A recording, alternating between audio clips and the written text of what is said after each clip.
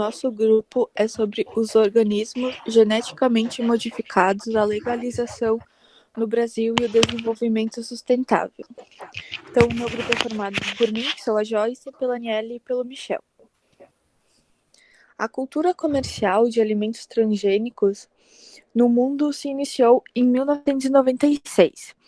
Em 1998, foi introduzido no Brasil o plantio comercial de soja geneticamente modificada, através da licença concedida. A Lei de Biossegurança de número 11.105, de 24 de março de 2005, legalizou a produção de OGMs no Brasil. Desde então, a norma vem sendo adaptada conforme as necessidades de segurança e saúde do ser humano e do ambiente. Os organismos geneticamente modificados são mais conhecidos como transgênicos. A engenharia genética consiste num conjunto de técnicas que visam transferir genes de uma espécie para outra, alterando-se assim a estrutura genética desta. Entretanto, esse resultado é algo cuja consequências são desconhecidas, fator que torna discutível a temática em questão referente à legalização de transgênicos para a produção comercial e do consumo humano. Desde 1996, mais de 10 culturas alimentares e de fibras transgênicas foram aprovadas e comercializadas no mundo. O milho, a soja, o algodão, frutas, verduras, como o mamão, a berinjela e a batata. Também, novas culturas foram aprovadas como a maçã, que não escurece com o corte, o salmão, o primeiro animal transgênico aprovado para o consumo humano. Entre as aprovações, ressalta-se o primeiro eucalipto transgênico do mundo, liberado comercialmente. Então, no Brasil, conforme dados da Comissão Técnica Nacional de Biossegurança, foram aprovadas 11 variedades de soja transgênica, 40 de milho, 12 de algodão, uma de feijão e uma de eucalipto. E na América Latina, o Brasil se classificou em segundo lugar, cultivando na safra 2015-2016 uma área de 44,2 milhões de hectares. Riscos, incertezas e falhas da produção dos transgênicos. A polêmica sobre os transgênicos certamente decorre da falta de informações confiáveis quanto aos riscos, benefícios e limitações. Segundo estudos realizados em 2009, questiona quais critérios a Istanbul se baseou para permitir a produção comercial de transgênicos. Existem duas frentes de pesquisa quanto aos riscos dos transgênicos, a saúde humana e o meio ambiente. Eles podem nos trazer reações adversas. São classificados como alergênicos, causando diversas sensibilidades alérgicas. E o Michel vai falar sobre o meio ambiente. Meio ambiente. Eliminação de espécies animais e micro-organismos do ecossistema. Contaminação de espécies convencionais. Com a mudança genética das espécies, existe um risco potencial de geração de novos vírus que causem doenças, bactérias infecciosas, genes resistentes a certos antibióticos, geração de doenças decorrentes da manipulação genética tanto para os vegetais como para os animais e o homem.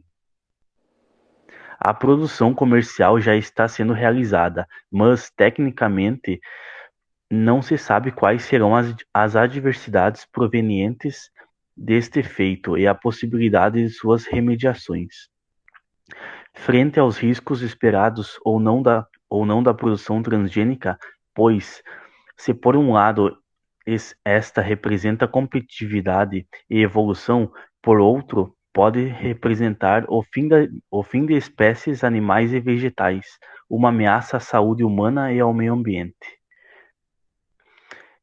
Em suma, apesar da importância econômica da produção, é necessário primar pela segurança da saúde alimentar e do meio ambiente, através de investimentos em pesquisas científicas e controle de produção e comercialização de produtos por órgãos públicos através de rígidos protocolos de biossegurança. Importância da rotulagem dos alimentos. Auxiliar o consumidor a fazer escolhas alimentares apropriadas, devendo apresentar identificação da composição de forma autêntica, clara e completa. O artigo 40 da Lei de Biossegurança prevê a necessidade de identificação do produto transgênico. Entretanto, apesar da vasta legislação a respeito, a fiscalização no Brasil é muito deficiente. Estudos apontam irregularidades na rotulagem da transgênia nos produtos. Falta informação na lista de ingredientes, falta de destaque no símbolo, assim como o termo da transgênia. Então, a Bayer anuncia uma nova tecnologia de soja transgênica no Brasil. Então, ela desenvolveu uma tecnologia Intacta 2X Tente para a soja transgênica, entrando em produção a partir da safra 2021-2022. Esse produto tem de diferencial a resistência contra o dicamba. Então, a Monsanto, que foi comprada hoje pela Bayer, responsável pelo desenvolvimento do glifosato, também possui agora uma nova tecnologia resistente ao dicamba.